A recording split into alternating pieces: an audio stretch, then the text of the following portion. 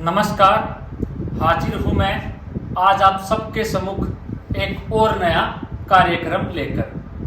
तो जो आज का मेरा कार्यक्रम है वो है जन्म कुंडली में भाव का विचार कैसे करना है। मतलब कि अगर आपको पांचवें घर का विचार करना है कि आपका ज्ञान कैसा होगा, आपकी संतान कैसी रहेगी, आपकी बुद्धि कैसी रहेगी, आपका प्रेम कैसा रहेगा जिंदगी में, और आप कैसे मतलब आपकी संतान कितनी आगे बढ़ पाएगी, तो वो पंचम भाव से विचार होता है। समझ रहे हो?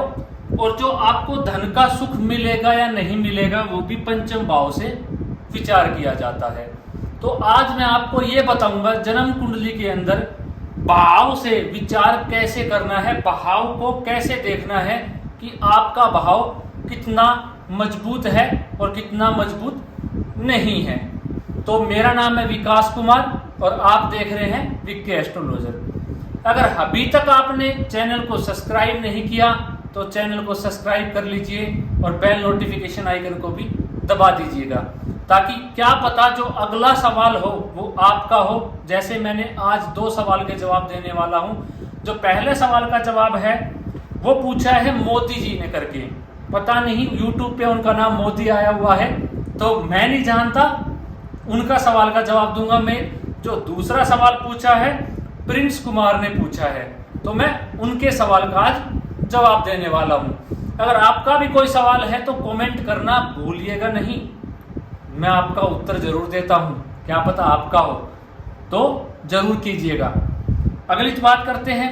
चलिए, जो मोदी जी है, जो उन्होंने मुझसे पूछा है कि जो मेरा सूर्य है, बुध और राहु है, मेरी मीन लगन की कुंडली है, सूर्य बुध राहु छठे घर में बैठे हुए हैं। सूर्य मीन लगन में छठे सूर्य बनता है, छठे घर का मालिक जो है यहाँ पे सूर्य हो जाता है।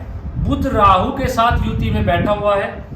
उनका जो अगला वो है गुरु मेरा 11वें घर में लाभ भाव में बैठा हुआ है, वक्री होकर मकर राशि के अंदर, माफ कीजिएगा मकर राशि के अंदर। केतु मेरा 12th हाउस में बैठा हुआ है। शनि मेरा वक्री होके लगन में मीन राशि में बैठा हुआ है। सूर्य 5 डिग्री का है, बुध और राहु 26 डिग्री के हैं। अब इन्होंने सिर्फ इतना ही लिखा, इसके अलावा इन्होंने पूछा क्या ये अच्छी है कुंडली, किस तरह का प्रभाव रहेगा जिंदगी में। तो मैं आपको बता देता हूं, इस चीज से काफी चीजें आपको भी सीखने को मिलेगी। जो सूर्य और बुध और राहु बैठे हुए हैं, मैंने जब भी कोई ग्रह 4th हाउस का लॉर्ड बनता है बुध, सूर्य के साथ राहु ने ग्रहण लगा दिया जिसको सूर्य ग्रहण बोला गया, बुध के साथ जाके बैठ गया। इसमें ना तो बुध कारक है ना सूर्य कारक है। इस लगन के अंदर छठे घर के अंदर पाप ग्रह अच्छे माने गए हैं, लेकिन राहु की युति हो जाने से 12 डिग्री से ज्यादा अंतर हो जाने से सूर्य और राहु का जो दुष्प्रभाव है इतना ज्यादा नहीं रहेगा। और जो बुध के साथ दुष्योग बनाया राहु ने बैठ के, बुध और राहु के योग को, ये भी ज्यादा योग नहीं रहेगा। क्यों? क्योंकि बुध और राहु का तो ज्यादा योग है, क्योंकि 26 डिग्री पे दोनों साथ बैठे हैं, लेकिन सूर्य और राहु का ग्रहण का योग ज्यादा नहीं है। तो कुंडली के अंदर मैं कहूंगा आपको अपनी आंखों का ध्यान रखना है। आपको आंखों की दिक्कत हो सकती है, आपके जोड़ों में परेशानी आ सकती है। और दूसरा, आपको जो 4th हाउस का लॉर्ड भी छठे घर के साथ राहु के साथ जाकर पीड़ित हो गया है। आपने ये नहीं बताया कि शुक्र और चंद्रमा कहाँ बैठे हुए हैं, तो मैं कारकता नहीं देख पाऊंगा। उसके कारण कोई भी जमीन जायदाद का सौदा करो, कोई भी अचल संपत्ति बेचो या कुछ भी उससे रिलेटेड कोई कार्य करो, मकान का कार्य करो, तो थोड़ा सोच समझ के करना। शनि वक्री अवस्था में, गुरु और शनि ने राशि परिवर्तन की हुई है, दोनों वक्री है। गुरु नीच राशि में वक्र अवस्था में बैठा कारकता होकर तो गुरु उच्च का फल देगा, तो हमेशा आपको जिंदगी में लाभ करवाता रहेगा। लाभ की, पैसों की कोई कमी नहीं होगी, संतान का सुख पूरा प्राप्त होगा आपकी जिंदगी में। बढ़िया है योग। शनि का वक्र होकर लगन में बैठ जाना और गुरु का वक्री होकर नीच राशि में जाके वक्री हो जाना लाभ भाव में, ये बहुत अच्छा रिजल्ट देने वाला है। एक तो राशि परिवर्तन, दूसरा वक्र अवस्था के अंदर उच्च का फल देगा गुरु इस कुंडली के अंदर। तो बहुत अच्छे, आपकी कुंडली में अच्छा प्रभाव रहने वाला है। गुरु अपनी महादशा में, अंतर दशा में आपको हमेशा अच्छा फल देगा, इसमें कोई संशय नहीं है। चलिए अगला सवाल की ओर बढ़ते हैं। प्रिंस कुमार का है, वो कह रहे हैं कि मैं 2 से 3 बार गवर्नमेंट जॉब की तैयारी कर चुका हूं, मेरा सिलेक्शन नहीं हुआ मेडिकल के कारण।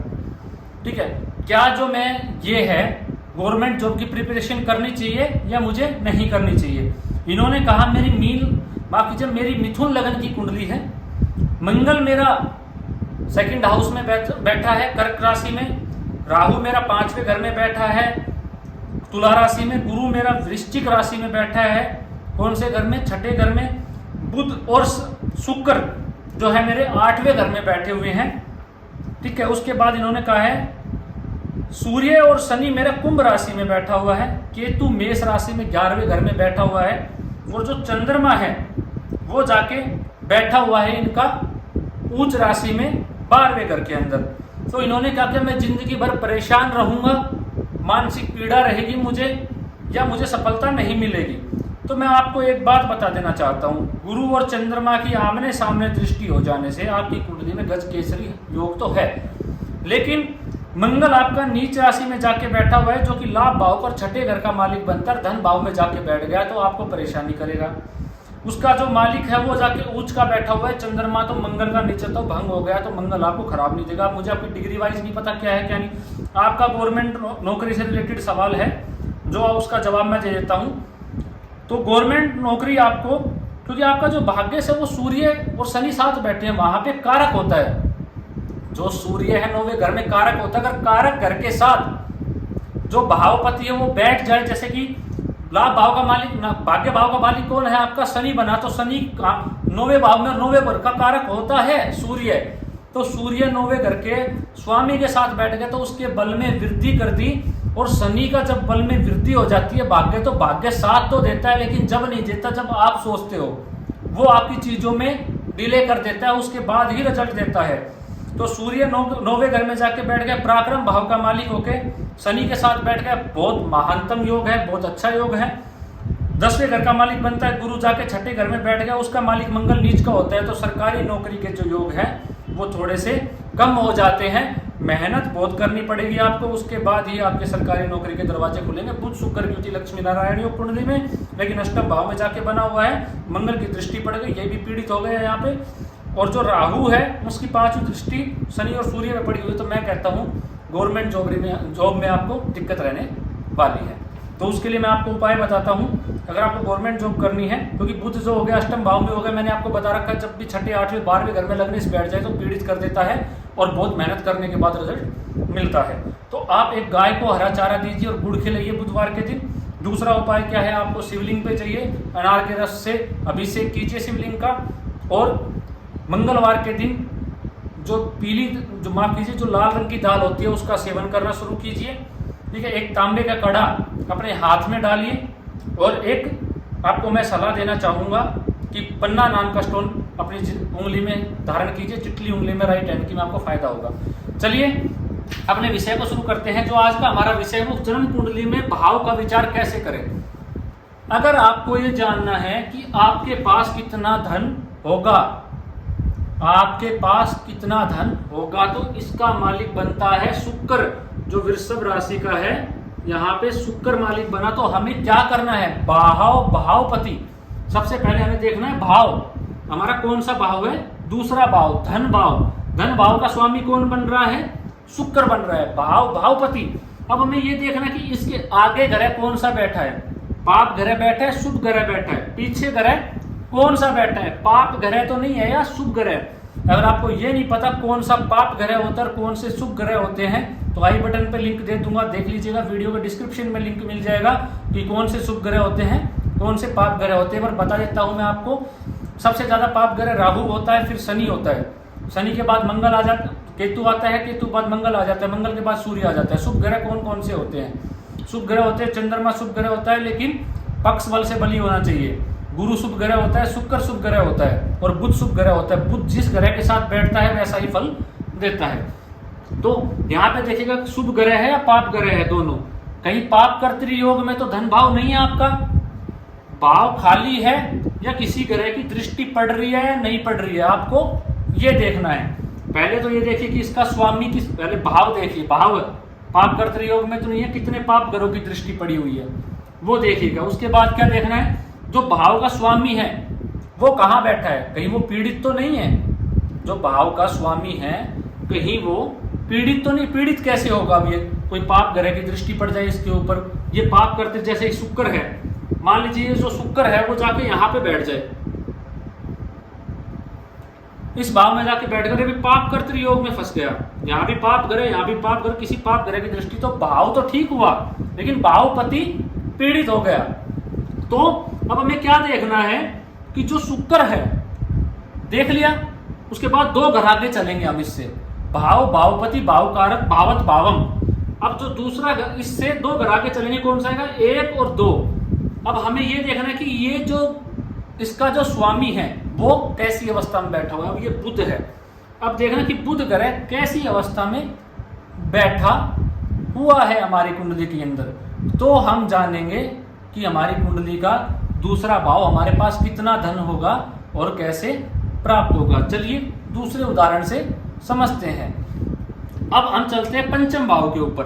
पंचम भाव शिक्षा का भाव है। मान लीजिए आपको अपनी शिक्षा, अपनी संतान के बारे में जानना है, तो आप कैसे जानोगे? दूसरा चीज यहाँ पे मैं आपको बताऊं, धन भाव का कारक कौन होता है। फिर हमें कारक देखना है, कुंडली के अंदर कारक को देखना है कि जो गुरु है कुंडली के अंदर धन का कारक कौन। मैंने वीडियो बनाई हुई है, आपको बताया हुआ है कौन से भाव का कौन सा स्वामी कारक होता है, कौन सा ग्रह कारक होता है। तो हमें क्या जानना है कि गुरु कुंडली में कैसी अवस्था में है, कहीं वो पाप मध्यस्थ में तो नहीं फंसा हुआ, कहीं उस पर पाप कर्तृ योग तो नहीं है, कहीं पाप ग्रहों से दृष्ट तो नहीं है, या किसी खराब भाव में तो नहीं बैठा है। तो हमें ये भी जानना जरूरी है।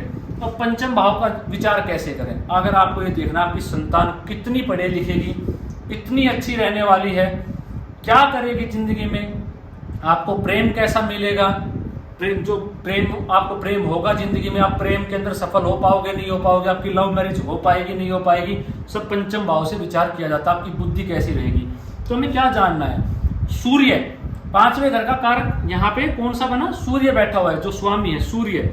तो ये जो सूर्य ग्रह है 5वें घर का स्वामी है। मेष लगन में सूर्य 5 के घर का स्वामी है। तो हमें क्या जानना है? मैंने आपको क्या बताया? भाव। पहला तो ये भाव देखना है, कहीं पाप ग्रह तो नहीं है, यहाँ पाप ग्रह, यहाँ पाप कर्तरी में तो नहीं फंसा हुआ, नहीं है। कितने ग्रहों की दृष्टि है 5वें घर के ऊपर। उसके बाद हमें क्या देखना है, अगर ये सूर्य मान लीजिए यहाँ पे नहीं हो, ये सूर्य जाके नीच राशि में बैठा हो यहाँ पे, तो हमें क्या जानना है? मैंने क्या कहा? भाव, भावपति हमने देख लिया ना, तो ये पाप कर्तरी में है, यहाँ भी शुभ ग्रह है, मान लीजिए यहाँ पे बुध बैठा है, ये सूर्य है, ये पाप कर्तरी में नहीं फंसा, भाव भाव मजबूत हो गया, अच्छे शुभ ग्रहों की दृष्टि है। मान लीजिए यहाँ से गुरु ग्रह की दृष्टि है, 7वीं दृष्टि गुरु की पड़ रही है।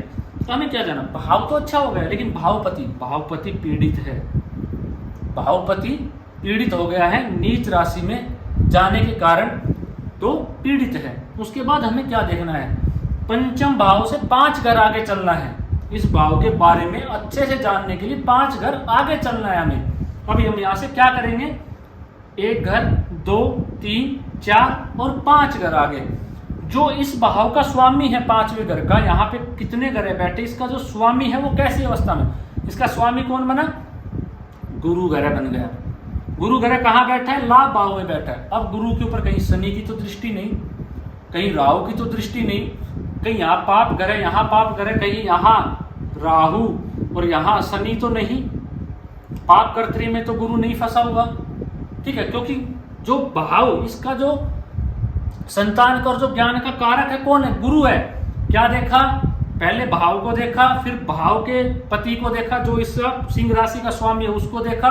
उसके बाद 5 घर आगे गए, 1, 2, 3, 4, 5, यहाँ पे देखा किसकी राशि बनी, उसका स्वामी कैसा है, उसका स्वामी गुरु बना, अच्छी अवस्था में नहीं है, राहु और शनि पीड़ित है। तो क्या कैसे आकलन करेंगे? मैं आपको ये नहीं बता रहा, फिर आपको ये बता रहा हूँ कि हाँ शनि पाप कर्तरी मध्यम, उसको कारक कौन बनता है? जो कारक बना 5वें घर का वो भी गुरु ही बन गया। 5 से 5 घर आगे चले तो ये पीड़ित है, सूर्य भी पीड़ित हुआ, भाव जो 5 घर आगे चले उसका भाव भी पीड़ित हुआ और पाप कर्तरी योग में फंस गया, और उसके बाद कारक भी पीड़ित हो गया। तो हम क्या आकलन करके जवाब देंगे कि आपकी शिक्षा अच्छी नहीं रहने वाली, आपको संतान कष्ट में बाधा होगी, संतान देरी से प्राप्त हो सकती है, शायद ना भी हो, और आपको प्रेम में भी सफलता नहीं मिलेगी। तो ऐसे भाव का विचार ऐसे किया जाता है। तो कोई भी कुंडली में 1 से 12 तक कोई भी भाव हो वो ऐसे ही विचार होता है। अब आगे का जो मेरा विषय है वो मैं इतना अद्भुत लेके आने वाला हूँ आपको, कि ये सब जानने के बाद भी बहुत गहराई से एक एक अंग उस भाव का कैसे निकाला जाएगा वो मैं आपको समझाऊंगा। तो जो आज के लिए बस इतना ही दोस्तों। अगर मेरे से कुछ छूट गया या आपको लगता है कि आपको ये और बताना चाहिए था, काफ़ी जो मेरी वीडियो है वो ज्योतिष भाई भी देखते हैं, जो ज्योतिष का कार्यक्रम करते हैं, जो ज्योतिषी हैं, अगर मुझसे कुछ छूट गया हो तो आप मुझे ज़रूर कमेंट करके बताइए, मैं आपका भी सवाल का जवाब ज़रूर दूंगा। आज के लिए इतना ही, नमस्कार।